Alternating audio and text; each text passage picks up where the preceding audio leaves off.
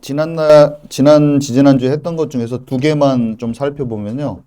제가 여기 서론에 보니까 씨 뿌리는 비유하고 곡식과 가라지 비유 이렇게 해놨잖아요. 씨 뿌리는 비유가 뭐였습니까, 우리? 말씀이 씨였잖아요. 그죠? 말씀이, 그 밭에 뿌려졌는데, 그러니까 받는 사람의 밭에 따라서 열매 맺고 열매 맺지 못하고 그랬어요. 좀 더 직접적으로 얘기하면은 그 마음밭에 따라서 천국 가고 지옥 가고 그랬어요. 구원받고 구원받지 못하고 막 그렇게 돼버립니다. 그래서 우리는 목마른 사슴이 시냇물을 찾듯이 영적인 이런 갈급함을 가지고 하나님의 말씀을 사모하는 자가 돼야 돼요. 그 씨 뿌리는 비유에서 우리가 봤을 때. 그래서 심령이 가난한 자가 돼야 돼요. 갈급한 심령을 가진 자가 된다는 거예요. 자, 그리고 곡식과 가라지 비유에 보면은 곡식에는 알곡과 쭉정이가 있었지 않습니까? 뭔가 다 곡식이란 말이에요. 교회에서 다 말씀 받고 쭉 성장하는 과정을 겪는단 말이에요. 근데 추수 때 어떻게 됐어요? 곡간으로 들어가는 것이 있고 불에 던져지는 것이 있고 이런 거예요. 똑같이 우리가 여기서 자라가고 있어요. 근데 쭉정이가 되면 되겠어요? 안 되죠. 이건 큰일이란 말이에요.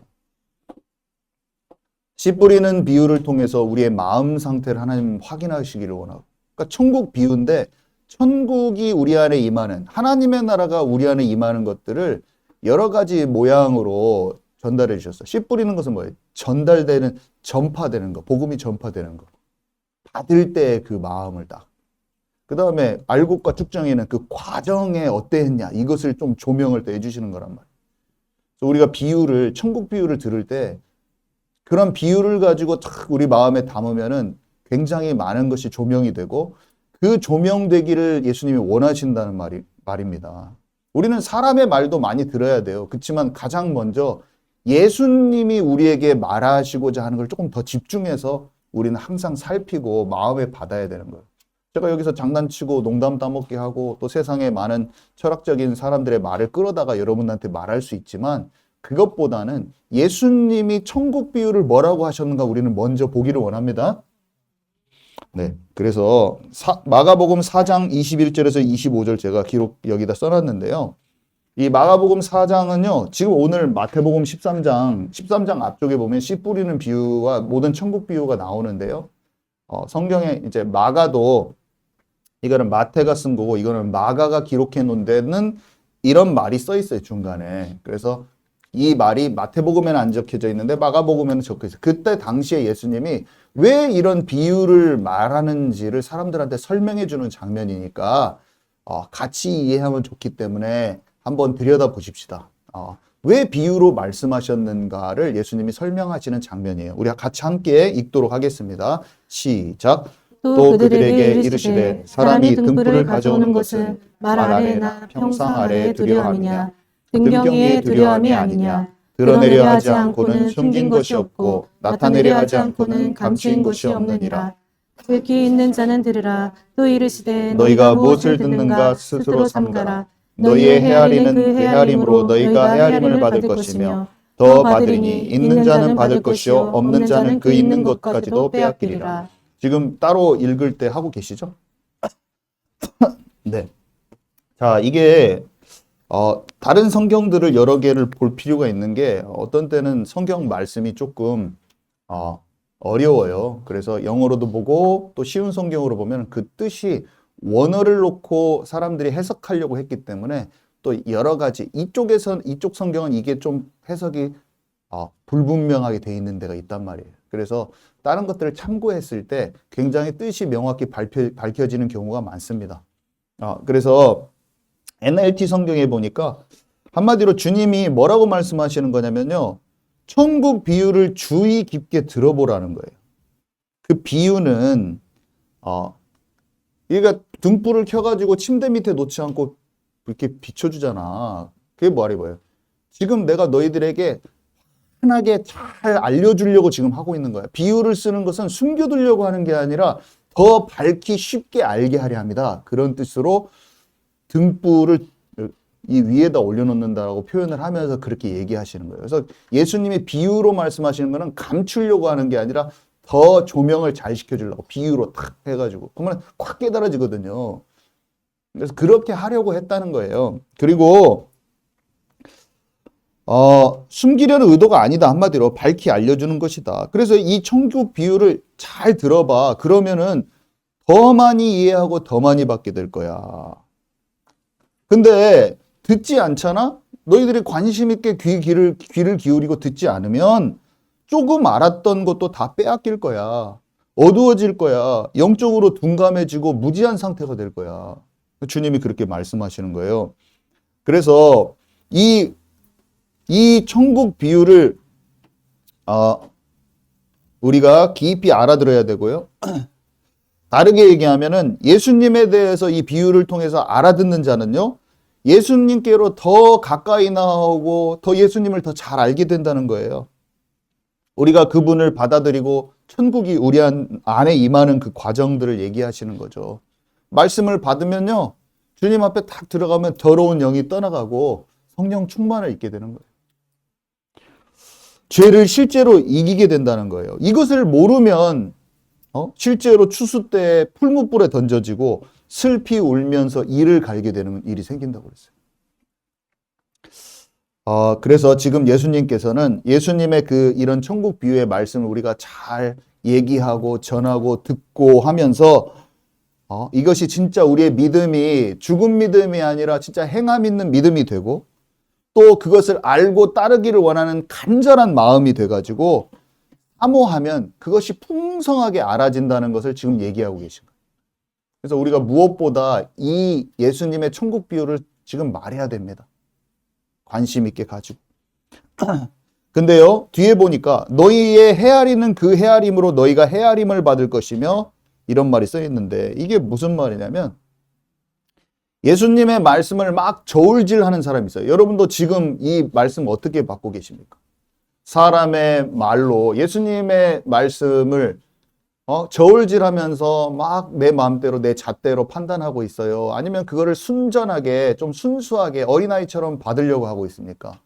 그게 말씀을 전하는 모든 곳에 일어나고 있는데 그 목회자가 뭐 엉뚱하게 하나님 말씀에 집중 안 돼 있으면 그거는 또 다른 문제겠지만 하나님의 말씀이 정확히 선포되는 그 곳에서도요. 마음에 저울질이 있는 거예요. 내가 내 마음대로 헤아린다는 거예요. 사람의 유정과 전통에 결부하여 맞다 안 맞다 판단하는 사람들도 많아요. 여러분. 이것은 들을만하고 저거는 들을만하지 않는구나. 그런 헤아림은요. 그대로 그 사람한테 자기 자신에게로 돌아가 가지고 하나님께 결국 판단받는다고 하는 그 말이에요. 지금.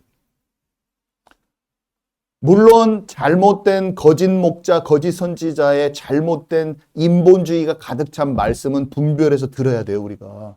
아닌 것을 또 너희는 베레아 사람들처럼요, 상고하고 그 말씀에 맞는지 안 맞는지, 거짓 선지자 같이 말하는지 그걸 확인할 수 있어야 돼요. 맨날 뭐 좌파 우파 그런 얘기만 하고 있고, 정치 얘기만 하고 있고, 다 걸러내야 돼요, 그것을.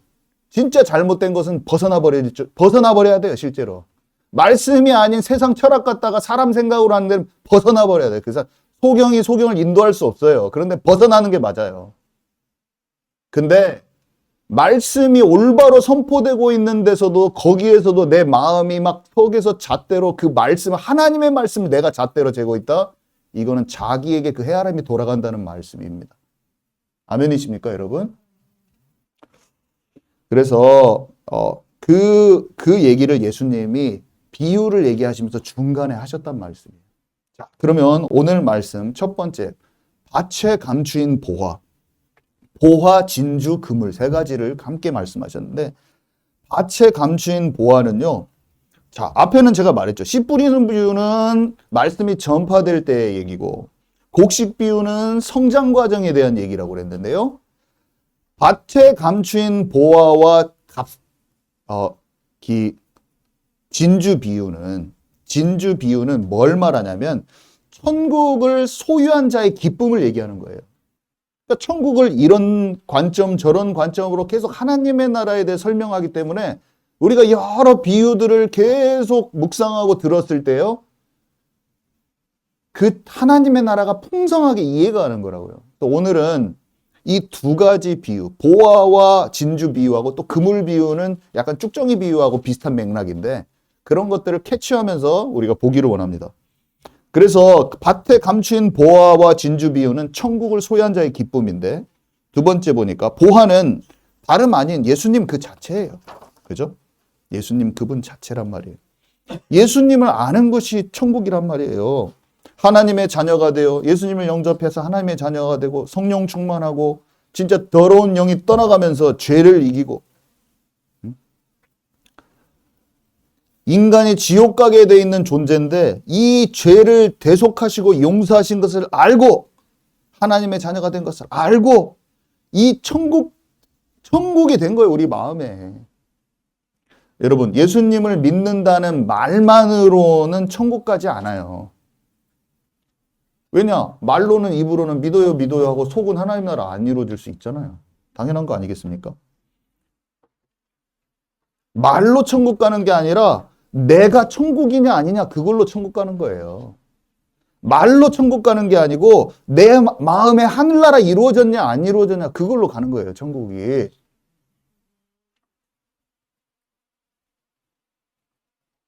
그냥 입으로만 예수한다고 분명히 하나님 나라 못 가는 사람은 그득그득 할 것입니다. 여러분.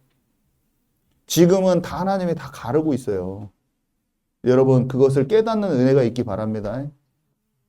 어마어마한 일들이 지금 우리 상황 속에서 눈에 보이지 않지만 영적으로는 어마어마한 일들이 벌어지고 있다는 걸 아시기 바랍니다. 내가 뻔히 내 옆에 있는 사람이 천국 가는데 없는 거야.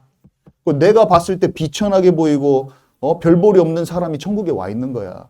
그 말이 무슨 말입니까? 내 눈의 판단이 분별이 굉장히 약하다는 말이에요. 여러분 진짜 살아있는 사람이 돼서 영으로 깨닫는 은혜가 저와 여러분에게 있길 바랍니다. 그래서요, 지금 이 천국 비유는 사실은 이 땅에 내 안에 천국이 되어야지 죽어서도 천국이라는 거예요. 예수 그리스도를 소유한 자가 이 보화를 소유한 자인 거예요. 말씀이 살아서 그 안에서 심령을 쪼개고 찔러서 역동적으로 움직이면서 운동하면서 살아있는 생명적인 관계가 되는 것이 하나님 나라인 거예요. 어정쩡하게 그냥 교회 다 들어와 있으니까 그 아나니와 삽부리 같은 상태가 얼마나 많은지 아십니까? 포장돼 있고 감춘 게 많고 속에서는 하나님을 진정으로 따르지 않는 상태에 있는 모든 사람은 그 결과가 멸망길인 거예요. 그래서 여러분 우리 교회는 진짜 살아있어가지고 교회에 어정쩡하게 나와 있는데 그 믿음이 실제로 동작하지 않는 사람들 진짜 권면하는 청년들은 권면이 들어가야 되는 거예요.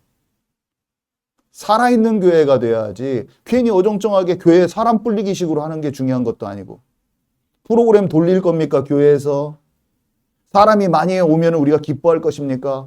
한 생명이 와도 그 생명이 하나님께 그 알곡되는 과정을 거치도록 세밀하게 도와주는 교회가 진정한 교회가 될 것입니다. 여러분 우리 교회는요 그 모든 것을 새롭게 하기 위해서 시작하는 것이지 어정쩡하게 놈들 하는 교회 비즈니스 같은 교회 하려면 새로 할 필요가 없어요. 그냥 대충 있으면 돼요. 저와 여러분은 진짜 살아있는 교회가 무엇인지 기도하면서 거기에 집중하면 그 주변에 그 영적인 영향력이 나타날 수밖에 없는 것입니다. 우리 주변에요 하나님의 나라의 빛이 비춰줄 수밖에 없는 거예요. 아멘이십니까? 진짜 살아있는 자가 살아있는 교회, 하나님이 기뻐하시는 교회, 하나님이 관심이 집중되는 교회, 하나님이 이 교회에 영혼을 보내고 싶다. 이 교회가 내가 보기에 진짜 영광스러운 그 교회가 이 전주 지역의 너희구나. 착하고 충성된 종아, 세임교회 식구들아 잘했구나. 내가 너희들이 가는 과정을 기뻐하였노라. 라고 주님 앞에 설 때 그 칭찬받는 저와 여러분 되기 바랍니다. 그래서요, 자기 모든 소유를 팔아서 밭을 샀대요. 여러분, 이것에 모든 소유를 팔아서 밭을 샀다는 것에 한번 그 집중을 해보세요. 예수님이 표현하신 말이에요. 생명을 취하기 위해서 자기 것을 다 판 거예요. 제가 부자 청년 얘기를 많이 했잖아요. 예수님이 너 가진 것 다 나눠주고 나를 따라와라. 제자들에게, 어부였던 제자들에게 하신 말과 똑같아요. 그물을 버려두고 나를 따르라. 근데요, 슬금슬금 사라졌어요. 그 사람이 따라왔으면 12 제자같이 됐을랑가도 몰라요. 제자가 되지 못했어요. 왜냐? 내 거를 다 나눠주기는 싫은 거야. 온전히 주님을 쫓기가 싫은 거예요. 여러분 집, 땅, 돈 다 내놓을 수 있습니까? 여러분? 제가 땅 바치라고 하는 건 아니고 여러분 하나님이 우리에게 질문하셔요. 이삭같이 너에게 소중한 거 딱 내놓으라고 하실 때 여러분 그게 하나님의 뜻인 것을 알고 그렇게 내놓을 수 있어요? 오늘 각자 질문을 해보세요. 자기 자신에게. 내가 소중히 여기는 거 그거를 진짜 내려놓을 수 있어요? 여러분? 아나니아 삽비라가 헌금 많이 했다니까요. 근데 한마음 한뜻으로 딱 하지 않고 감춰둔 거예요. 광야에서 성막 중심으로 모세 중심으로 딱 하나 돼서 하나님이 그 출애굽한 백성들을 같이 가게 하셨는데 늘 원망불평하고 광야에서 다 죽은 거예요. 광야에서 다 죽었어요. 가나안 땅 못 갔어요. 적당히 신앙생활하면은요 영적인 빈곤 상태를 나올 수가 없어요. 적당히 신앙생활하면은 영적으로는요 저 물에서 죽을랑 말랑 하는 것처럼 익사 상태인 거예요. 깨닫지 못하는 교회들이 얼마나 많은지 여러분 아십니까? 하나님께서 그 교회 공동체를 허락하셔서 출애굽한 거예요. 스데반이 광야 교회라고 그랬거든요. 근데 그 교회가 가는데요. 그 성도들이 거의 상태가 광야길 1세대 상태예요. 가나안 땅 못 가고 거기서 다 죽을 상태예요. 여호수아와 갈렙 두 사람만 들어갔어요. 여러분 여호수아 갈렙 같은 우리 교회는 이 땅에 교회가 엄청 많지만 여호수아 갈렙 같은 교회가 돼야 돼요. 어떤 대형 교회에서 진짜 교회 사람들이 많아도 거기에서 두 사람만 천국 갈 수도 있어요, 여러분. 저 거짓말하는 거 아니에요. 진짜예요. 영적 상태가 그 교회 영적 상태가 2명 천국 갈 수도 있어요. 여러분, 하나님이 그 교회와 그 성도들을 어떻게 보고 계신지를 알아야 되는 거예요. 우리 교회가요. 크지 않아도 여기 있는 사람들이 90% 천국 간다. 그러면은 10,000명 교회인데 2명 천국 가는 교회보다 훌륭한 교회인 거예요. 아멘이십니까? 그 일들이 천국 가서 일어날 거예요. 교회들이 어느 교회가 진짜 신실했는가, 그 마음이 하나님이 진짜 기뻐했는가. 요한계시록 그 7교회만 봐도 나와. 니네들이 과거에 잘했지만 아니야. 막 이런 말이 너무 많아요. 몇 명만 구원 받는다. 뭐 이렇게 써 있는 거예요. 진짜 살아있는 그 관계가 뭡니까? 여러분 학교에 친구들 많은데 예수님 교회 다닌다고 다 믿는 게 아니라니까요. 진짜 믿는 게 누굽니까? 여호수아 갈렙 너는 그들과는 마음이 달라서 나를 온전히 쫓았은즉 네가 그 땅에 들어가고 네 후손이 그 땅을 차지한다고 그랬어요. 여러분 말씀이 깨달아지는 은혜가 저와 여러분께 있기 바랍니다. 그래서 그것을 아는 사람은 교회들을 보면 눈물이 나오게 돼 있습니다. 마음에 애통한 심령으로 인해서요. 사람들 만나면은 마음이 눈물이 나와요. 그게 애통한 마음이에요. 세상의 불신자도 불신자인데 교회를 보고 눈물이 나버리는 거예요. 그 눈이 열려지는 저와 여러분 되기 바랍니다. 자, 그래서요. 예수님이 여러분 진짜 예수님을 선택할 수 있는지 다 내려놓고 자신에게 묻기를 바래요. 오늘은 이 말씀 꼭 물어봐야 돼. 내가 사랑하는 것, 내가 좋아하는 친구, 인정받고 싶은 마음, 내 취미생활, 여러분 하나님이 내려놓으라고 하면 다 내려놓을 수 있어요, 여러분. 자, 두 번째 값진 진주인데 극히 값진 진주. 당시에 아주 고가품이다. 구하기 힘든 것입니다. 뭐 이렇게 제가 이게 보화하고 같은 맥락이에요. 지금 진주는. 그러니까 참된 진리신 그리스도를 깨달아 아는 것. 이게 값으로 따질 수 없는 이 세상에서 가장 소중한 것은 구원이에요. 예수님이고. 아멘이시죠? 보화란 말이에요. 값진 진주예요. 세상에서는 보화인 줄 안 보이지. 저는 뭐가 보화 같았냐면 내가 나의 꿈을 이루는 것. 이게 너무 보화 같았어요. 저한테. 그래서 내 모든 것을 엄청 열심히 공부하면서 집중하면서 영국으로 유학 가고 그것을 취하기 위해서 그게 저한테 너무나 건축음향을 공부해서 건축음향 박사가 되고 실내음향 시뮬레이션 소프트웨어를 개발하는 것은 이 학문에서는 이 학문 중에서도 꽃이야 막 하면서 그걸 우상화해서 그것을 탁 하는 게 나의 선악과란 말이야. 그게 저는 예수님을 믿으면서도 예수님과 하나님의 능력은 그것을 이루기 위한 도구가 되고 수단이 되었지, 모든 것을 주님께, 내 인생 자체를 주님께 맡기고 시작하는 게 안 됐다는 것을 발견하고, 다 내려놓고 박사 내려놓고 내 갈 길을 전부 다 내려놨을 때 그물을 버려두고 쫓아가고, 내 모든 소유를 팔아서 그 보화가 숨겨진 그 밭을 사기를 원하는 마음이 처음으로 들어봤다니까요. 그리고 그것을 위해서 모든 걸 내려놓고 그 밭을 사기를 원했더니, 그때 가장 소중한 것의 역할이 내 인생이 시작되기 시작하더라고요. 하나님의 인도가 시작되기 시작하더라고요.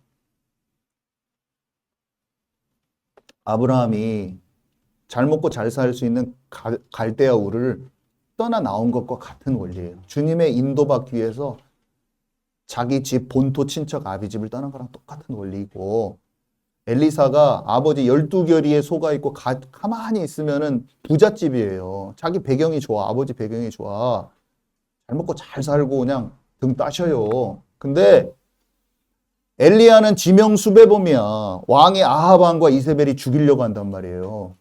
근데 거기를 쫓아서 가. 그 길이 자기에 대한 사명이요. 그 길이 자기가 겉옷을 입는 거예요. 맨틀. 그 영어로 맨틀이라고 하는데, 갑절의 영광, 여호와 하나님이 함께 하시는 게 최고 중요한 거예요. 아멘이십니까? 이 세상에 좋고 부자 되고 다 필요 없어요. 나를 향한 하나님의 계획이 성취돼야 돼요. 그래서 그 사람 따라가면 같이 죽는 거야. 근데 같이 따라 나서 버리는 거예요, 여러분. 근데 거기에 하나님의 계획이 있는 걸 아는 거예요. 저와 여러분은 이 세상 나그네 인생이에요, 여러분. 아담처럼 900살이나 살면 몰라. 7, 80밖에 못 사는데 덧없이 뭘 쫓아갑니까? 영원한 생명을 주신 하나님께 시공간을 초월하여 역사하실 하나님을 따르고 그의 나라를 향해서, 영원한 것을 향해서 쫓아가는 저와 여러분 되기 바랍니다. 그래서요, 자기 소유를 다 팔았다고 해서, 자기 소유. 이거는 아까는 집 팔고 땅 팔고 제가 그것만 얘기했지만, 내가 주인된 삶의 모든 것을 포기하는 거예요, 여러분. 집 팔고 땅 팔고 그게 그 말인데, 결국에는 내가 주인된 삶의 모든 것을 포기하는, 그게 영어로는 surrender라고 그래. surrender. 항복하다. surrender. 그래서 surrender 한다는 찬양들이, 외국 찬양들이 많잖아요. 포기한다, 항복한다, 두 손 두 팔 다 든다. 내 힘으로 살아왔던 인생, 내가 계획했던 인생, 내 생각, 자기 이론으로 높아진 것들, 여러분 마음속에 생각들이 높아져서 이것은 어쩌고 저것은 어쩌고 이런 생각이 엄청 교만한 거예요, 여러분. 여러분 아멘이십니까? 조금 가만히 두고 보면서 하나님이 나의 인생을, 나오고 있나요? 하나님이 나의 인생을 어떻게, 자기 이론, 자기 사상, 자기 주장, 자기 계획, 자기 방법, 이게 이제 인본주의란 말이에요. 여러분들 이렇게 생각하면 안 돼요. 내가 예수 믿었으니까 나는 항상 성령 충만해서 모든 상황, 사건, 사람, 일 가운데 내 생각보다는 성령께서 보는 관점으로 보고 있을 거다. 이 생각은 착각이야, 여러분. 아멘이십니까? 나는 언제나 틀릴 수 있다는 걸 알아야 돼요. 근데 우리가 자칫 잘못하면, 나의 신앙 연수가 오래됐고 내가 신앙생활 오래 했다고 내 육신 체질이 다 벗겨진 게 아니란 말이에요. 하나님 앞에 늘 기도하면서 오늘 내가 속을 수 있으니, 주기도문이 뭡니까? 하나님 나라가 임하옵시며, 오늘 하나님 나라가 내게 임해서 모든 상황 가운데 내 생각이나 마귀 생각에 속지 않도록 기도를 날마다 해야 돼요. 예수님이 하라고 하셨어요. 안 그러면 저는 금세 내 생각으로 교회를 이끌고 가고 교회를 내 마음대로 좌지우지해버려요. 금방 내가 용서한단 말도 못하고 자존심 지키면서 아내한테 내 고집만 팍 피우는 그런 목사가 되고, 교회에서 조금 교회 잘 돼가고 부흥돼가지고 좀 하면은 돈 딱 움켜진 다음에 여러분들한테 이거는 헌금은 내가 이렇게 좀 써야겠습니다. 또 이렇게 하고 앉아있는 거예요. 시작할 때는 돈도 없고 아무것도 없으니까 막 순수하게 했다가 금방 변질되는 거예요.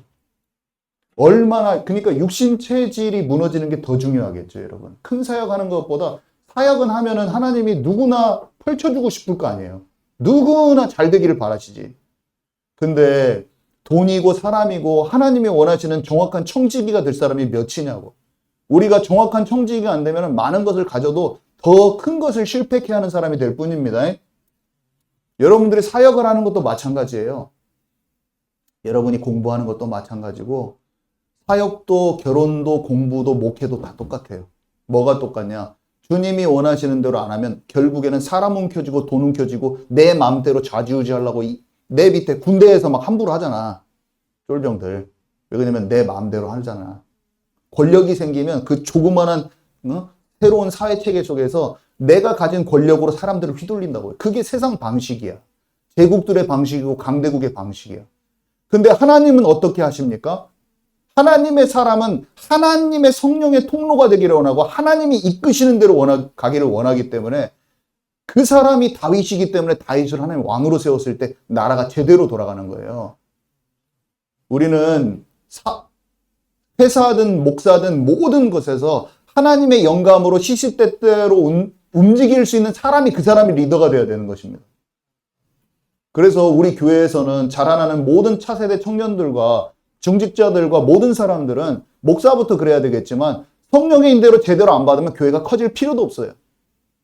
교회가 커지고 막강한 영향력을 갖춰야 될 이유는 온전히 하나님 뜻대로 인도받는 대가 되면 교회들을 다스리게 될 거예요, 여러분. 근데 그렇지 않고 치유도 안 됐는데 높은 자리에 올라가 봤자예요. 그냥 치유받고 천국 가는 게 나아. 큰 열매 없이. 아멘이십니까? 그게 열매인 것입니다. 하나님의 뜻대로 움직이는 것이 가장 큰 열매인 것입니다, 여러분. 크게 되고자 하는 욕망을 버리고 순수하게 나갈 때 도리어 진정한 무브먼트가 우리에게 올 것입니다. 우리는 초심을 잃지 말고 끝까지 그렇게 되는 저와 여러분 되기 바랍니다. 덧없어요. 큰 건물이랑 큰 몇백 명 있어봤자 사람 기준대로 자기 멋대로 움직이는 교회들은 성령 회방만 하고 있고 교회 욕먹기만 하고 있는 거예요. 얼마나 많은 교회들이 싸우고 찢어지기만 해서 욕먹는 교회만 돼 있습니까?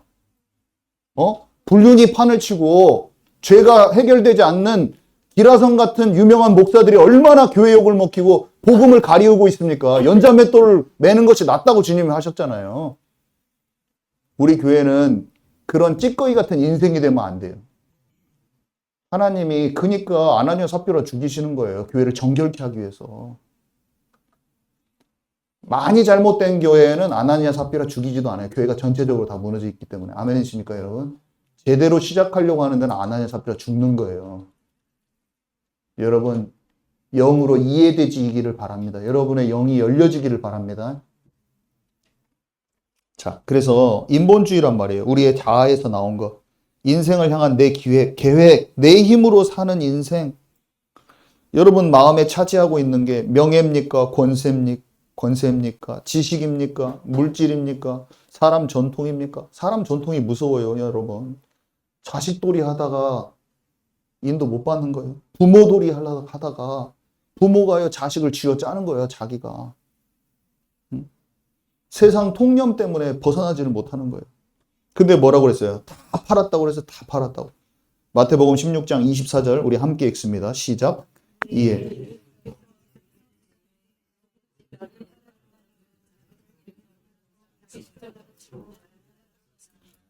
네, 적당히 남겨두지 않은 거예요. 뭔가 믿는 구석을 남겨놓지 않아요.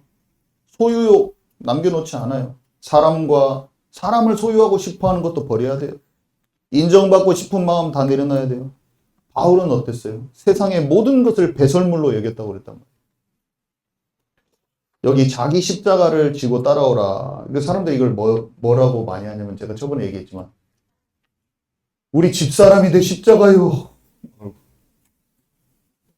어떤 남편은 어떤 사람도 우리 남편이 십자가요. 이 사람이 왼수요. 이 사람이 십자가요. 막 이렇게 이 십자가를 써먹는데 그게 아니고 이 십자가는 내가 죽은 십자가인 것을 기억하기 바랍니다. 예수님이 십자가에서 자기가 안 죽기를 원해요. 사람은, 예수님은 인성도 가지고 있고 신성도 가지고 있고 동시에 갖고 있고, 이 잔을 아버지께 기도를 하는, 이 잔을 내게서 옮겨주시기를 원하는데 너무나 극심한 고통이지만 아버지의 뜻대로 하옵소서. 자기의 자아와 나의 계획과 내가 하고 싶은 본성대로 하고 싶은 것이 죽어지는 그 십자가란 말이에요. 여러분, 우리가 진짜 죽을 때 그때 열매 맺히는 거잖아요. 여기서 막 카리스마적으로 말을 막 해가지고 사람이 치유되는 게 아니라 아내랑 단둘이 있을 때, 아내가 지적했을 때 자존심 안 부리고 내가 미안하다고 할 때 그때 꽃이 피는 거예요. 아멘이십니까? 진정성 있게 나를 돌아보고 내가 너무나 더 잘해주지 못했음을 고백하면서, 그래, 내 자존심 너무 상해. 그렇지만 내가 더 바꿔볼게. 그 말할 때 꽃이 피는 거예요. 그게 자기 십자가를 지는 것이지. 내 남편이 왼수요. 그거는 아직 자기 십자가 안 지어졌어. 내 십자가에 내가 매달리지 않았는데 상대방을 십자가라고 자꾸 얘기하는 거예요, 여러분. 아멘이십니까? 자기 십자가를 먼저 질 때 너의 십자가도 질 수 있는 것을 기억하시기 바랍니다. 그래서요, 두 길밖에 없는 거예요. 천국이냐 지옥이냐. 우리 안에서 알게 돼 있어요. 고린도서 13장 5절 우리 함께 읽도록 하겠습니다. 시작. 너희는 믿음 안에 있는가? 너희 자신을 시험하고 너희 자신을 확증하라. 예수 그리스도께서 너희 안에 계신 줄을 너희가 스스로 알지 못하느냐? 그렇지 않으면 너희는 버림받은 자니라. 네, 제가 예수님 믿고 한 가지 진짜 놀라운 게 뭐냐면, 하나님과 진짜 함께 동행하잖아요. 그러면은 마음에 평안이 와요. 평안이. 사람들이 보고 알아요. 평안이, 얼굴에 평안이 옵니다. 왜냐면 내 마음에 안정감과 평안이 흐르고 있거든, 평소에. 그게 와요. 그리고 큰 확신이 옵니다, 여러분. 그래서 예수님이 주시는 그런 이런 천국 비유나 말씀에 우리가 오늘 또 주저함 없이 탁 떠나야 돼요. 아까 말했지만. 아브라함 같이 떠나야 돼요. 엘리사 같이 떠나야 돼요. 보화를 발견한 사람은요, 땅을 사는 것을 밭주인에게 절대로 양보하지 않아요. 천국은 양보할 수가 없어요, 여러분. 자기 소유를 다 팔아서 사는 것입니다, 여러분. 참 소중한 가치인 것입니다. 자, 세 번째, 그물. 그물은요, 앞에 말한 보화와 진주 비유하고는 좀 달라요. 곡식 비유하고 비슷한 거예요. 왜냐, 알곡과 쭉정이는 나눠지는 거잖아요. 물고기는 골라서 나눈단 말이에요. 그러니까 분리되는 거예요. 하나는 곡간으로, 하나는 불로 갔잖아요. 쭉정이의 특징이 뭡니까? 쭉정이 그때 나눴을 때 말씀을 듣긴 들었는데 마귀가 주는 생각대로 다시 돌아가 버려. 말씀을 듣긴 들었는데 내 고집으로 돌아가 버려. 말씀을 듣긴 들었는데 내 자존심대로 해버려. 말씀은 듣긴 들었는데 내 방법대로 해버려. 이게 쭉정의 특징이에요. 자기 기준, 자기 방법. 건들지 마시오, 냅두시오, 나 터치하지 마. 하나님은요, 사랑으로 권면을 하시고, 그런데 가인이 어떻게 했어요? 내가 내 아우를 지키는 자입니까? 왜? 너는 네 죄를 다스려라. 근데 가서 딱 죽여버려. 도로 그 짓을 하는 거예요. 미운 것이 살인까지 나오는 거예요. 미운 마음이 폭력까지 나오는 거예요. 미운 마음이 죽이고까지 나오는 거예요, 여러분. 죄를 다스리고 대꾸함이 없이 온전한 순종으로 들어가는 저와 여러분 되기 바랍니다. 하나님이 원하시는 대로 딱 움직여야 되는 거예요. 많은 사람들이 교회에 필요한 것은 받고 위로받을 것은 취하지만 악에서 떠나라는 권면은 잘 안 해요. 회개로 잘 안 들어갑니다. 근데 자, 물고기는 각종 물고기는 이런 사람들을 뜻하죠. 그리고 교회 안에도 의인과 악인이 공존하고 있죠. 이거는 이제 지금 진짜 예수님이 심판주로 재림하시는 날을 뜻해요. 그래서 좋은 것은 그릇에 담고 못된 것은 내버렸어요. 그죠? 의인들은 영원한 천국에서 영광을 돌리고 악인들은 풀무불에 던져지는 것. 영원히 울면서 이를 갈게 될 거예요. 영원이라는 단어를 여러분 기억하시기 바랍니다. 영원히 그렇게 되는 거예요. 자, 제가 여기에 기록은 안 했는데 오늘 마태복음 13장 53절에서 58절에 보면은 예수님이 고향 사람들에 가가지고 말을 하는데 예수님이 아까 그런 저울질 하지 말라고 그랬잖아요. 근데 저울질 하는 사람이 누구였냐면은 말씀을 가지고 자기가 판단했던 사람이 누구였냐면 예수님 고향 사람. 예수님 고향 사람들. 예수님의 가르침을 듣고 지혜와 능력을 보았거든요. 감탄을 했어요. 어유, 말 잘하네. 그럼 뭔가 거기에 느껴지는 게 예수님이 하나님의 사람이라는 게 느껴지고 이걸 뭔가 남다른 거야. 근데 딱 어떻게 하냐면 예수님을 따르지 않고 배척을 딱 하면서 어떻게 돼요? 그 지혜와 능력이 나타났으면 그 지혜와 능력의 원천이 뭔가? 그 사람인가 아니면 진짜 하나님인가를 봐야 되잖아요. 그러면 그걸 보고 알아보려고 해야 되는데 알아보려고 하지 않으니까 예수님의 능력이 그 사람들한테 나타나지 않아요. 원래 치유돼 버려요. 그걸 딱 받아들이잖아요. 말씀 받고 귀신 떠나고 속에서 속던 그 상황이 확 벗어나면서 자기 고집과 자존심과 모든 것이 확 날아가면서 그 사람이 자유케 되고 생명을 얻고 환하게 돼버리거든요. 근데 어떻게 되냐? 판단을 한 거야. 그거 누가? 고향 동네 사람들이. 각각 자기 동네 가족들, 이웃들, 잘 알던 사람들이 그 사람, 예수님, 아이고, 너 목소 아들, 요셉 목소 아들, 우리 동네 옛날에 꼬마 깨복쟁이 너 어렸을 때 너 예수잖아, 예수. 많이 컸네. 30살 먹으면 많이 컸네. 이렇게 해버린 거야. 근데, 와, 너 어디 컸더니 말도 잘한다. 근데 그 사람 안에 갖고 있는 그 생명이 안 보인 거야. 아멘이십니까, 여러분? 그냥 머릿속에서 계산이 막 되면서, 좀 말은 잘하네. 그 사람의 생명은 안 보이고, 막 이런저런 생각들이 막. 그러니까 생명의 능력을 체험하지 못하는 거예요. 자기 생각에 머리에 잣대가 그래 잘한다 목사들 너 말 잘한다. 그 사람이 갖고 있는 생명의 능력이 그 사람한테 가지 못하는 거예요. 그 예수님 그걸 이미 비유로 설명하신 거예요. 근데 그 일이 바로 일어나는 거예요. 그 사건이 알아듣는 자와 알아듣지 못하는 무리들이 계속 만나지면서 그 일이 계속 일어나는 거예요. 자, 그러면서 맨 마지막에 예수님이 제자들한테 물어보셨어요. 너희들 깨달았니? 깨달았냐고 나오죠? 여기 마지막 절을 보니까 이 모든 것을 깨달았느냐? 하시니 제자들이 깨달았어요. 깨달았어요. 그래요. 그러하오이다. 예수님이 이르시되 천국의 제자된 서기관마다 마치 새 것과 옛 것을 그 국관에서 내오는 집주인과 같으리라. 이게 진짜 중요한 말인데요. 왜 깨달았냐고 물어보셨냐면 일단은 자기가 천국의 서기관이죠. 지금 주님은 잘 아시니까. 구약에 계시된 예수 그리스도, 모세의 율법과 모든 성막과 성전과 희생 제사와 그게 전부 다 자기를 가리키는 거예요. 그 말씀도 율법도 몽학 선생이야. 이거는 율법은 그리스도를 알려주는 거예요. 죄인인 것을 깨닫게 해서. 근데 그 옛 것도 다 알고 예수님의 새 계명 은혜 복음 하니까 막 살아도 되는 게 아니에요. 너희는 계명을 지키면 나를 사랑하는 자가 되고 나의 계명을 지키는 자에게 내가 나를 나타내 보이리라.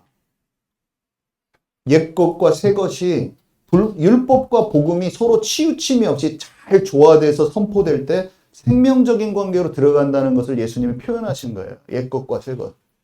옛 것은 율법과 복음의 관계를 얘기하는 건데 여러분 양극단에 빠지면 안 돼요. 율법을 강조하는 사람은 율법주의가 돼요. 어떤 교회들은요. 말씀 하면서 니네 안 지키면 막 예수님으로 구원받는 건데 자꾸 율법주의가 됩니다. 그 어떤 데는요. 복음과 은혜만 강조하면서 너네 예수님 믿으니까 됐어. 그러면서 율법 폐기론자가 돼요. 근데 복음도 중요하고 율법도 중요한 거예요. 복음으로 구원받은 사람이 성령의 감동으로 말씀을 사모하면서 지킬 수 있는 힘이 생겨서 지켜지게 되는 거예요. 하나님 주시는 힘이 없이 지키려고 하는 게 율법주의.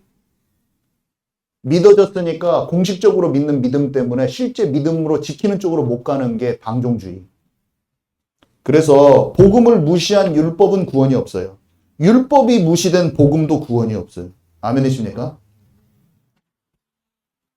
율법과 복음이 조화되어야 돼요. 그래서 그 복음을 믿고 전하는 사람이 진짜 천국을 소유한 자고 천국의 서기관 된 자야. 왜 우리가 이렇게 분리돼가지고 막 여기서 예배해 드립니까, 여러분? 율법을 무시해서 우리가 나온 거 아닙니까? 아멘이십니까? 교회마다 다 달라요. 어떤 데는 율법주의에서 분리돼야 돼. 율법주의니까. 왜 그러면 분리되기까지 왜 해야 돼요? 자범죄를 회개 안 하면 어떻게 되는지 아세요? 자기가 불륜하고 음행하고 점점 돈 중심이 돼가고 명예욕으로 살아가고 있는데 사람들이 못 나오는 이유는 뭐냐면 자기도 그 상태이기 때문에 같은 죄인이니까 분별도 안 되는 거예요. 여러분들이 마음속에 작은 것을 용서하지 않고 남을 미워서 관계가 다 깨져 있는데 회개도 안 하고 자신의 완고함을 놔두면 양심에 화인 맞아가지고 그 교회 전체가 다 거의 무너져 있고 영적으로 거의 괴로운데 나가야 돼. 이유도 모르고 분별 자체도 없어. 그냥 거기 있는 게 나서 다 같이 멸망하는 거예요. 아멘이십니까? 제 말이 깨달아지는 은혜가 있기 바랍니다. 말을 해도 깨달아지지 않을 수도 있어요. 왜냐하면 내가 영이 열리지 않으면요. 말을 해도 그 말이 뭔지 깨달아지지를 않아요. 근데 왜 분리돼야 되냐면 예수님이 이렇게 말씀하셨어요. 적은 누룩이 온 덩이에 퍼지느니라. 예수님은 항상 거룩한 분리를 시키셨어요. 바울은요. 그 교회 안에 있는 음행하는 사람을 치리해서 내보내라고 그랬어요. 분리될 때 분리돼줘야 되는 거예요. 이게 잘 모르죠. 양떼들은 잘 몰라요. 그러니까 사도가 있고 목사가 있고 선지자가 있는 거예요. 여러분. 교회가 세워지는 데는 그 역할이 있는 거예요. 잘 몰라요. 양떼들은. 여러분 잘 말씀을 듣고 깨달아져서 여러분이 생명이 살아나는 쪽으로 여러분의 인생이 하나님 손에 의탁되고 맡겨지는 여러분 되기 바랍니다. 여러분 살아있는 게 뭔지도 모르고 끝날 수도 있어요. 영이 살아있다는 게 뭔지도 모르고 끝날 수도 있어요. 영이 기쁨으로 예배드리는 게 뭔지도 경험하지도 못하고 죽어있는 상태로 신앙생활 하다가 끝나는 거예요. 누룩처럼 거기에 있을 수가 없는 거예요, 여러분. 살아있는 자들이 제대로 된 예배를 드릴 때 작아도 거기에서 폭발력이 있는 영적인 무브먼트가 시작돼요. 그게 하나님이 원하시는 것인 거를 여러분 아시기 바랍니다. 자, 우리 갈라디아서 5장 적은 누룩이 온 덩이에 퍼지느니라 이게 갈라디아서 내용인데 그러면서 이 뒤에 이런 구절들이 있는 거예요. 우리 함께 읽도록 하겠습니다. 갈라디아서 5장 19절에서 21절 시작. 육체의 일은 분명하니 곧 음행과 더러운 것과 호색과 우상숭배와 주술과 원수 맺는 것과 분쟁과 시기와 분냄과 당짓는 것과 분열함과 이단과 투기와 술취함과 방탕함과 또 그와 같은 것들이라. 전에 너희에게 경계한 것 같이 경계하노니 이런 일을 하는 자들은 하나님의 나라를 유업으로 받지 못할 것이요. 여러분, 제가 저번에 말씀드렸지만, 교회에 여러분들이 보는 것과 다르게 불륜하는 교회도 엄청 많습니다, 여러분. 여러분, 제가 그냥 하는 말이 아니에요. 교회인데, 전주의 큰 교회도 그냥 성가대 안에서 불륜하는 커플들이 있는 거예요, 그냥. 그냥 말씀을 하시는 거예요, 그분이. 우리 교회는 불륜하는 커플들이 있다. 성가대 안에도 있다. 그게 큰 교회예요. 근데 아무 의식이 없어. 근데 그냥 그럴 수 있다고 하는. 그 다 죽은 교회인 것입니다, 여러분. 아멘이십니까? 우리 교회는요, 이 세대는요, 청년들 다 포르노 다 중독이에요. 저도 오랫동안 중독돼 있었지만, 여러분, 포르노 다 중독이에요. 청소년부터 청년들 전부 다 중독입니다. 우리 교회 청년들이 살아있지 않으면 와 있는데 그 사람이 영으로 죽어 있단 말이에요. 근데 여러분의 권면을 안 한다. 그건 죽은 교회예요. 그 사람이 죽은 게 아니라 여러분이 죽은 거예요. 아멘이십니까? 사랑으로 꼭 권면을 해야 돼요. 교회는 그렇게 되면 싹 무너지는 거예요. 살아있는 게 뭔지를 모르는 거예요. 다 술 취했어, 인생이. 교회 다니는 사람들 술독에 빠져 사는 사람이 한둘인 줄 아세요, 여러분? 온갖 중독이 걸려 있는데 음란 중독과 술 중독이 성도들이 그런 게 아니라 목사들이 그렇게 하고 있어요, 지금. 많이 그럽니다. 죽은 목사들인 걸 아시기 바랍니다. 왜 복음으로 둘러치고 있어요? 우리 교회는요, 어떻게 돼야 되냐면, 우리 세임교회의 한 가지 정확한 방향은 뭐냐면, 자범죄를 놔두지 않고 바로바로 회개하는 교회예요, 우리 교회. 진짜 회개라는 말을 안 쓰는 데도 있어요. 마치 회개라는 말을 쓰면은 하나님의 은혜를 깎아먹는다고 생각하는 엄청난 오해를 갖고 있는 사람들이 있어요. 아니요. 상하고 통회하는 심령으로 은혜의 보좌 앞에 날마다 나갔던 다윗과 같이 평생을 두고 하나님 앞에 자기를 씻은 거야. 발 씻어달라고 한 거야. 그 사람이 성령 충만 받습니다, 여러분. 자기의 작은 것이라고 주님이 다 해결하셨거니 하면서 작은 것들을 치유하지 않고 통회하고 자복하고 침상을 적시는 회개가 없는 목회자들은요, 완고한 자들이 되는 거예요. 여러분, 아멘이십니까? 그래서 늘 자기 고집대로 살아. 근데 자기 고집대로 살면서 자기가 고집대로 살고 있는지를 몰라. 영적 둔감함과 어두움 속에 사는 거예요. 아멘이십니까, 여러분? 여러분 진짜 깨닫는 은혜가 있기 바랍니다. 통회하고 자백하는 마음이 넘쳐나는 교회, 거기에 성령이 흘러서 깊은 치유가 임하고 육신도 치유를 임하는 거예요. 죄가 회개함이 없이 막 같이 은사로 막 사람만 고치려고 할 필요가 없어요. 죄 회개해서 그냥 낫는 병들이 너무 많은 거예요. 생각만 바뀌어도 마음 생각이 다 치유되는 거예요. 몸이 건강한데 고집스러운 고집불통, 이 사람이 더 문제야. 속이 마음이 다 병들어 있는 거예요. 아멘이십니까? 영이 살아있는 사람은요, 죄를 이기게 돼 있어요. 우리는 진짜 자기 삶을 속이고 포장할 필요가 없어요. 왜 아나니아 삽비라를 죽이기까지 하셨냐고. 주님이 초대교회처럼 정결케 돼야 돼요. 우리 교회는요, 폭발적으로 회개가 돼서 어린아이들까지 심령이 살아서 말씀 들을 때마다, 찬양 들릴 때마다 감사와 감동의 눈물이 흐르는 교회가 돼야 돼요. 아멘이십니까? 이기는 자가 되는 교회인 거예요. 구약과 신약의 말씀이 통일되게 이해돼서 진정한 성화를 이루는 교회가 되는 거예요. 그래서 하나님의 곳간에, 자기의 곳간에서 곡식을 퍼내어서 아낌없이 나눠주는 그 집주인 같이 되는 사람. 말씀이 성령으로 인하여서 구약의 예수님의 예표와 모든 것들이 이해되고 예수님의 새 언약들이, 예수님 말씀하신 계명들이 잘 이해되어져서 성경을 아무 데서나 빼가지고 착착착 전해줘, 말씀도. 근데 그게 말씀만 전해주는 게 아니라 심령이 실제로 살아있어서 하나님 나라 이루어지는 삶이 동시에 전달되는 그 교회. 이게 우리 세임교회의 방향인 것입니다. 네, 끝났는데요. 베드로전서 3장 15절에서 16절에 보니까 제가 읽습니다. 너희는 마음에 그리스도를 주로 삼아 거룩하게 하고 너희 속에 있는 소망에 관한 이유를 묻는 자들에게 대답할 것을 항상 준비하라는 거예요. 그게 천국의 서기관들이. 예수님으로 말미암아 그가 우리의 진정한 주인이 돼서 우리는 나의 자아는 십자가에 못 박혀서 거룩하게 되고 우리 안에 있는 그 소망, 하나님 나라의 소망 넘치는, 하나님 나라의 기업과 이 모든 넘치는 그것을 묻는 자들에게 항상 대답할 수 있는 준비되어 있는 사람들. 이게 천국의 석인관 된 그 사람들이고, 예수님이 오늘 우리에게 말씀하시는 것은 예수님의 비유를 잘 깨달아 알고 너희 안에 하늘나라 이루어지고 너의 삶과 말이 모든 것이 그것을 소망을 그 묻는 자들에게 그 대답해 줄 만큼 준비된 자가 되라. 말도 행함도 너의 삶도. 오늘 주님께서 우리에게 주신 말씀을 잘 마음에 담으시는 저와 여러분 되기 바랍니다.